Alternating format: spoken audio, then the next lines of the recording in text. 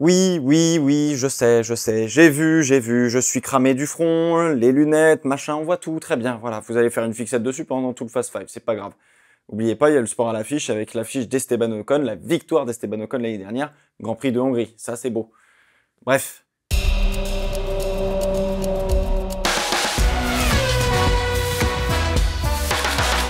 Salut tout le monde, bienvenue dans le Fast Five, 5 réactions sur le Grand Prix de France 2022 de Formule 1, c'est parti. On commence par la première réaction sur le spectacle en piste et les dépassements que l'on a eu. Alors je vous avais dit que j'avais un bon pressentiment avant ce Grand Prix, ça s'est plutôt confirmé on va dire, même si clairement je reste de fou sur ma faim. La bataille Perez-Sainz avec ce move des enfers absolus dans le dernier virage du circuit, les attaques au bossé entre Russell et Perez, bref, il nous manquait une très belle bataille entre Charles et Max et c'était la petite cerise sur le gâteau comme on adore. Mais même dans le midfield, les batailles ont été présentes, je pense que sur l'ensemble on a eu peut-être un petit peu moins de dépassements, je sais pas, faudra voir les stats, mais quand on a eu une bataille, elle était un minimum qualitatif par rapport aux autres années, et donc ça c'est plutôt cool. Donc oui, au final je parle pas de Sainz qui a aligné les dépassements au DRS les uns après les autres, même s'il a eu un petit peu plus de mal que ce à quoi on s'attendait, c'était quand même couru d'avance vu que la Ferrari a une vraie différence de performance par rapport au reste du plateau. Alors petit bémol quand même sur les pneus, du coup on était probablement un petit peu le cul entre deux chaises, soit fallait descendre d'un cran en dessous sur la gamme pour provoquer plus d'arrêts vu la dégradation, soit fallait mettre un cran au-dessus et assurer un seul arrêt et donc finalement limiter la stratégie pour provoquer de la bataille en piste tout en ayant des gommes qui tiennent le choc sur cette piste du Paul Ricard qui était un petit peu chaude quand même. Autre bémol, la voie des stands qui en cours de week-end a été rallongée. Alors forcément ça a limité de fou les stratégies possibles. On perdait tellement de temps à passer par les stands que c'était plus intéressant de rouler moins fort et de bien gérer ses pneus que d'attaquer et puis de faire un arrêt en plus. Alors je suppose qu'on a rallongé la ligne des stands pour des raisons plus, on va dire entre guillemets, de sécurité parce que les voitures devaient passer pleine balle alors qu'elles étaient encore dans ce qui est une ligne des stands, même s'il n'y a plus personne à cet endroit-là. Donc je suppose que c'est pour ça qu'ils l'ont un petit peu rallongé. Parce que oui, c'est encore une ligne des stands. Dernière chose, les limites de piste, à part couper un petit peu trop à l'intérieur au virage 3, le reste du circuit sanctionnait directement. Avec la rigidité des F1 de cette année, en fait, les vibreurs sont hyper violents au Paul Ricard. Donc finalement, même sans de l'herbe et du gravier, en sortie de virage, le vibreur sanctionnait vraiment. Et donc ça, c'est plutôt cool. Bref, dans l'ensemble, un petit peu frustrant, je trouve, car on a clairement vu qu'on pouvait dépasser et construire de très très belles batailles sur plusieurs virages et que le tracé du Paul Ricard n'est pas le problème, bien au contraire, mais que les voitures sont clairement plus adaptées à cette piste que les années précédentes. Je sais pas ce qui se passe l'année prochaine, mais a priori, il y aura peut-être pas de Grand Prix de France en 2023. Allez, on espère 2024.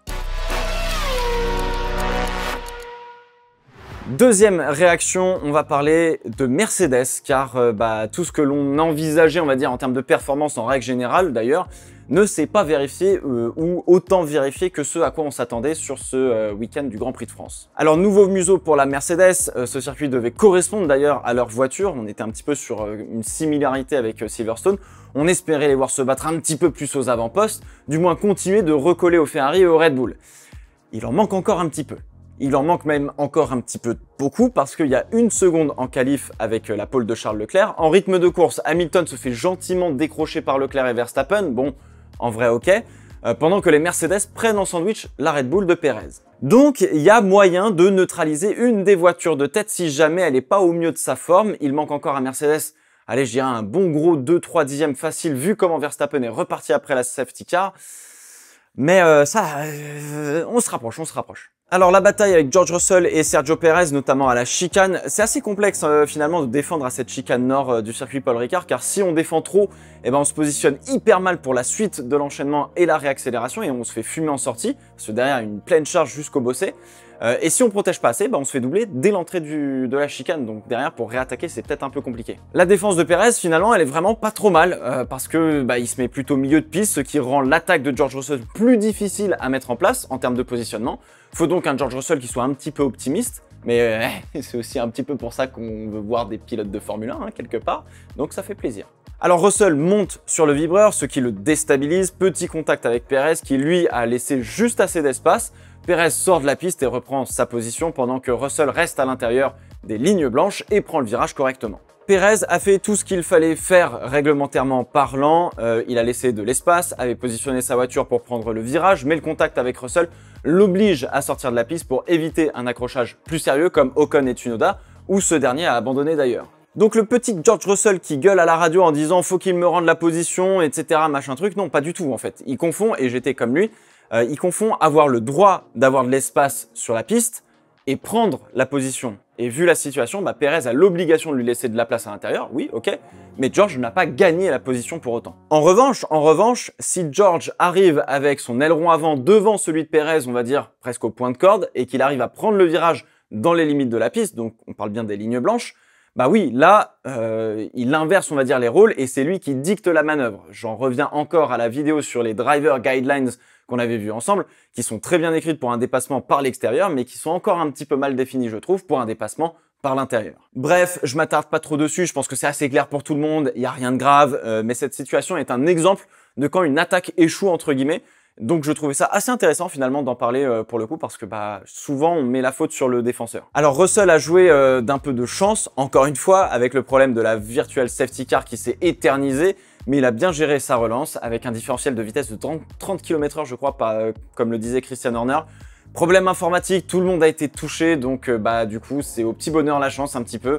Rien à dire, mais encore une fois, la VSC, c'est bancal sportivement parlant, donc c'est un peu dommage. Comme on l'a vu à quasiment tous les Grands Prix cette saison, si devant ça flanche pour X ou Y raison, Mercedes est là grâce à une superbe fiabilité et très peu d'erreurs stratégiques en course.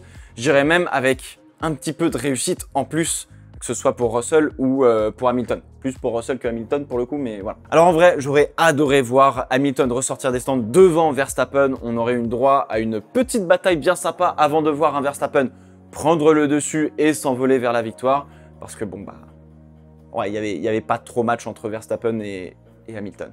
Donc oui, le résultat de Mercedes reste hyper bon, P2, P3. Mercedes est à un petit peu plus de 40 points de Ferrari, quand Ferrari est à plus de 80 points de Red Bull, ce qui ne reflète malheureusement pas la performance des voitures, mais bien des équipes dans leur globalité et des erreurs ou des coups de génie d'ailleurs, qui sont faits par les uns et les autres cette saison. Troisième réaction, on va parler des Alfa Romeo qui ont encore une fois eu des problèmes de fiabilité. Punaise, ça me rend dingue. Guan Yu Zhou a dû abandonner, Bottas a failli caler au départ, il s'est fait manger par tout le monde d'ailleurs sur les premiers virages. Et sur le on-board, on voit très clairement qu'il n'avait pas du tout assez fait chauffer ses pneus hard. Bref, ça partait pas super bien pour Alfa Romeo. Alors Alfa Romeo, en termes de performance pure, c'est pas dégueu. Ça manque un peu face à Alpine et McLaren, mais normalement, ça reste assez proche. C'est un petit peu, si vous voulez, les Mercedes du milieu de plateau qui tentent de recoller avec les deux fous devant, tu vois. Grosso modo, c'est un petit peu ça. Je pense. Vous me direz dans les commentaires si c'est ça, mais dans ma tête, ça fait un petit peu la chose similaire. Là, d'un point de vue perfo, ça commence à un petit peu pêcher, et d'un point de vue résultat, ça devient vraiment difficile, à tel point qu'ils se font décrocher par Alpine et McLaren de quasiment 40 points, ce qui est énorme pour le milieu de peloton, parce que eux, ils vont pas chercher les 25 points de la victoire. Bon, alors forcément, c'est assez frustrant, entre guillemets, parce que on sait que sans trop de problèmes de fiabilité, on aurait une superbe bataille à 3 sur le milieu de tableau. Mais maintenant, on compte sur quelques coups d'éclat d'AlphaTauri, de Haas et d'Aston Martin pour venir jouer avec cette P6 au constructeur détenue par Alfa Romeo. AlphaTauri d'ailleurs qui découvrait ses nouvelles grosses upgrades ce week-end, qui a pas mal performé le vendredi avant de s'effondrer le samedi. Tsunoda aurait pu jouer avec les McLaren et Alpine, mais il s'est fait harponner par Esteban Ocon en début de course. Donc il faut encore attendre un peu avant de voir si ces nouvelles pièces fonctionnent bien comme prévu et combien de temps en fait ils vont mettre pour optimiser les réglages de leur voiture pour pouvoir la faire performer, en extraire la quintessence. Parce que là où c'est une bonne surprise, c'est les Aston Martin qui ont galéré un petit peu le samedi, alors que le vendredi c'était plutôt proche de la P12, P14, et le dimanche, ils ont réussi à passer outre les problèmes et à aller chercher le dernier petit point disponible, non sans une bataille un petit peu ardue à la fin, on va pas se le cacher. Alors pour revenir sur cette bataille entre Stroll et Vettel, Stroll se positionne milieu de piste en sortie du dernier virage pour empêcher Sébastien de croiser. C'est très bien joué. Et puis on le souligne peut-être pas assez, mais les départs de Lance Stroll, je vous invite à les regarder en caméra embarquée, sont vraiment des grosses masterclass dans la plupart des cas. Il plante un intérieur d'ailleurs au double droit du bossé à Vettel, sorti d'absolument de nulle part, enfin c'est vraiment super bien joué. Alors Stroll avait entre guillemets presque le rythme des Alpines et des McLaren qui elles étaient en bataille, alors je pense surtout à Ricciardo et Ocon, Donc ça pouvait un petit peu faciliter le fait que Stroll puisse revenir vers ces deux voitures, mais il manque encore de la perfo chez l'Aston Martin, ne vous y trompez pas. On est à la moitié de la saison, donc on a déjà des écarts, mais encore une fois, ils ne reflètent pas la performance des voitures, ce qui est assez étrange par rapport aux années précédentes, parce que c'était beaucoup moins criant que cela, et je trouve ça assez intéressant au final. Haas, AlphaTauri et Aston Martin vont avoir du mal à recoller à Alfa Romeo, vu les écarts et les places auxquelles elles prétendent de manière régulière, mais ça peut vite changer sur un Grand Prix un petit peu fou ou avec pas mal de régularité sur la deuxième partie de saison. Donc encore une fois, le maître mot de cette saison, c'est régularité.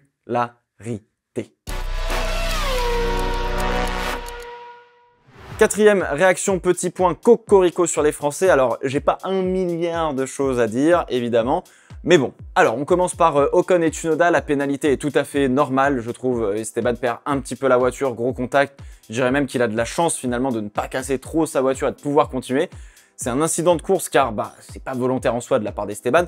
Mais ouais, c'est assez normal les 5 secondes de pénalité. On est dans le premier tour, mais bon, les écarts sont déjà un petit peu faits, donc c'est pas genre le premier virage, si tu préfères. Alors derrière, il nous sort une belle course et une très belle construction de dépassement sur Ricciardo en fin de course. Il oblige Ricciardo à défendre à la chicane, du coup il peut croiser et décroiser la trajectoire, ressortir avec plus de traction de l'enchaînement, et il prend la McLaren par l'extérieur dans ce signe, avant de conclure dans le premier droite du bossé. Magnifique. Bravo ST, ça c'était... masterclass. La McLaren avait une giga traction par contre en sortie de virage, attention les yeux parce que c'était violent, mais par contre il y avait une grosse vitesse de pointe de l'Alpine, j'ai l'impression. Malgré les améliorations, les grosses améliorations d'ailleurs de la McLaren, l'Alpine reste devant. Les ingés de chez Alpine avaient prévu avec leur simulation qu'ils arriveraient à gagner 0,3 à peu près au tour le dimanche en travaillant bien depuis les séances d'essai et la qualif. On m'a dit que le plan s'était déroulé parfaitement, sans aucun accroc, que tout avait fonctionné comme prévu. Cruising, comme dirait Fernando Alonso.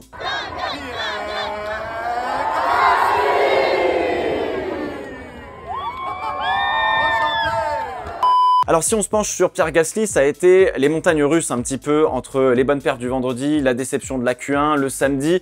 Ça a pas trop mal fonctionné le dimanche malgré le fait de partir en pneus hard, ce qui a fait foirer sa stratégie avec la safety car. Donc bon, ça n'a pas été simple pour Pierre. La petite erreur sur l'attaque un petit peu trop optimiste sur Albon, dommage car il perd 3 places dans l'histoire, alors que s'il réussit son attaque, peut-être qu'il finit entre Vettel et Stroll ou du moins pas très loin derrière les deux Aston Martin, donc un petit peu dommage. On va être honnête, on attendait tellement plus de ces nouvelles améliorations sur l'AlphaTauri, mais il faut être patient et voir comment ça va évoluer dans la suite de la saison. Par contre, oui, en termes de résultats, ça fait très mal, ça pêche par rapport aux autres années. Là, c'est vraiment dur pour Pierre. Faudrait pas que ça dure trop longtemps, cette situation, surtout pour son propre pédigré, finalement, sur le marché des transferts des pilotes. On y arrive à cette dernière réaction et à l'erreur qui fait très mal et qui va probablement coûter le titre à Charles Leclerc cette année. Leclerc a désormais 63 points de retard sur Verstappen qui déroule comme jamais. C'est difficile à croire qu'en début de saison, on sentait que c'était peut-être pour Charles cette année et pour Ferrari, ça partait tellement bien quoi. La Ferrari avait l'air plus rapide ce week-end de manière générale. Encore une fois, ça se joue à rien du tout. Autant en qualif, rien à dire. Je pense que sur un tour, la Ferrari est un petit cran devant. Remorquage aérodynamique ou pas par Sainz. Sur un tour, la Ferrari est quand même un petit poil devant, je pense. En course, en revanche, c'est peut-être un petit peu plus discutable et on attendait des Red Bull surpuissantes en vitesse de pointe. Finalement, la Ferrari gérait plutôt bien cette vitesse de pointe. Maintenant, je me dis, Verstappen a passé une bonne quinzaine de tours derrière Charles, a surchauffé probablement un petit peu plus ses pneus que Leclerc. Est-ce que c'était pas une question de temps? Est-ce que la Red Bull, finalement, en termes de rythme, était peut-être pas un chouïa au-dessus? Alors, autant porter une attaque allait être vraiment difficile, je pense. Autant jouer sur un coup stratégique pouvait ouvrir la voie à se passer d'une bataille en piste, donc beaucoup plus simple pour aller chercher la win. L'arrêt de Verstappen, tour 16, le fait partir presque sur un 2-stop en imaginant que Leclerc suive et ressorte devant sur cette première séquence. Donc Red Bull prend l'initiative en stratégie. Leclerc et Ferrari sont donc en réaction. C'est moins confortable, mais allez, ça joue toujours, il n'y a pas de souci. Et alors là, l'erreur fatidique arrive. Donc, ce n'est pas un problème d'accélérateur selon Ferrari, ça c'était par rapport au fait qu'il veuille passer la marche arrière et qu'il n'a pas réussi car la procédure est complexe et la voiture peut se mettre en mode sécurité.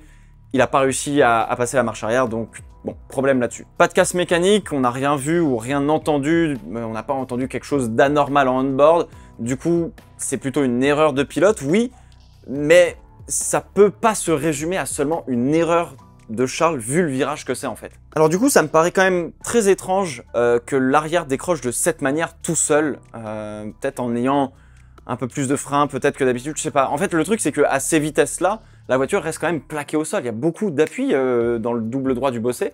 Il y a forcément eu un autre facteur, je me dis, qui a dû aider à ce décrochage. Alors en soi, si on fait le compte, on peut se dire, les pneus sont usés, il y avait un graining de malade le vendredi sur les pneus, Leclerc doit un petit peu plus pousser pour rentrer au stand dans 1 ou 2 tours et pouvoir contrer Max Verstappen. Il arrive probablement un chouïa, pas grand chose plus vite dans le virage, une petite rafale de vent, un peu trop de poids sur l'avant de la voiture, l'arrière qui décroche, terminé, au revoir, tu vois. Mais derrière, vous allez me dire, ok, mais bon, personne d'autre a eu de problème ou s'est fait de frayeur au bossé, donc pourquoi lui et pas les autres? Et oui, c'est totalement vrai. C'est pour ça que je suis toujours perplexe sur la manière dont il a perdu la voiture. Car encore une fois, ça me paraît être un petit peu étrange que ce soit seulement une erreur d'appréciation de Leclerc. Mais bon, c'est peut-être le cas au final, peut-être qu'il était genre 5-6 km/h trop vite et que bah, c'était au-delà de la limite et l'arrière qui décroche quoi. Alors l'erreur coûte très cher, 25-0 pour Verstappen, 63 points d'avance, 10 courses restantes, la régularité des Red Bull est hyper impressionnante. Et quand Verstappen ou Red Bull sont en difficulté, Ferrari se prend les pieds dans le tapis et ne maximise pas les points à disposition. Oui, là on vient d'assister au tournant de la saison de Charles Leclerc et le titre vient de lui glisser des doigts parce que si Verstappen gagne la prochaine course, il sera titré s'il termine le reste de la saison à la 2e place de chaque Grand Prix. Revérifier la stat, on sait jamais, mais c'est quand même violent quoi. Ce qui est vraiment frustrant, c'est que Ferrari empêche Charles de faire des erreurs. En fait, Ferrari a tellement merdé sur le muret des stands cette saison que Charles n'a absolument aucun droit à l'erreur. Alors celle d'Imola a eu un coup, oui, mais c'est de l'expérience dont il avait besoin pour apprendre. Là, c'est un raté de sa part qui le met une dernière fois dans la bonne grosse sauce bolognaise parce que bah, quand il fallait scorer le maximum contre Verstappen, Ferrari avait fait n'importe quoi. Monaco, Silverstone et j'en passe. On a une image faussée, je pense, de Ferrari. On les attend comme s'ils avaient l'expérience de gagner des championnats à foison. Mais le dernier titre, il remonte à presque à 15 ans. Et la dernière fois qu'ils se sont battus à la régulière pour des titres, c'était pas forcément avec Vettel contre Mercedes parce que Mercedes était au-dessus, mais plutôt avec Alonso au début des années 2010. Alors l'équipe doit aussi apprendre finalement à se battre aussi devant et à encaisser cette pression du titre. Je suis persuadé qu'il y a plus de personnes qui n'ont jamais gagné de titre qui bossent chez Ferrari que ceux qui sont restés comme Binotto qui a connu l'ère Schumacher. Mais on a cette image de Ferrari et c'est normal. On pourrait appeler ça presque le biais Ferrari. Gagner est normal pour Ferrari, faire une erreur est anormal, alors qu'en réalité c'est probablement plutôt l'inverse. Bon, je reviens pas sur la panique dans les stands pour Sainz, la stratégie totalement loupée, la radio pendant qu'il se bat avec Perez pour rentrer au stand, le nombre de fois que Sainz dit non et fait la stratégie lui-même en course parce que bah, les gars sur le muret sont un petit peu à la rue, pour défendre quand même un petit peu le diable. Ouais, ça me paraissait un petit peu tendu de garder les médiums. Ils voulaient pas faire en sorte qu'il y ait un problème. Je comprends, on essaie d'assurer un maximum les choses. Mais à force de pas vouloir prendre de risques, on finit par en prendre beaucoup trop de pas prendre de risques. Je pense sincèrement qu'il y a un vrai problème de communication dans l'équipe pour qu'on en arrive là avec ces stratégies-là. Il y a un truc qui va pas du tout. 80 points de retard à la mi-saison. Vu comment c'est parti, c'est quasiment irrattrapable. Il y a des faiblesses profondes dans l'équipe pour permettre aux pilotes et à la voiture de performer, comme ça devrait être le cas. Donc il y a des changements à faire. Je suis pas sûr que ce soit Binotto le vrai gros problème, mais il y a de l'apprentissage à faire et je pense que la pression qui va avec Ferrari, c'est pas facile.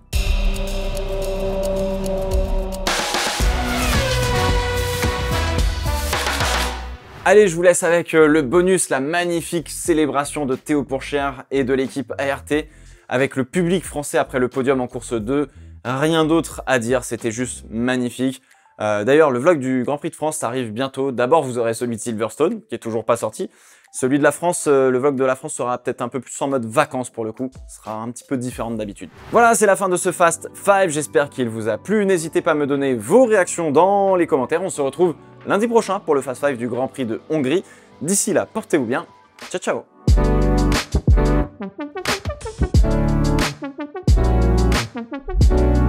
Thank you.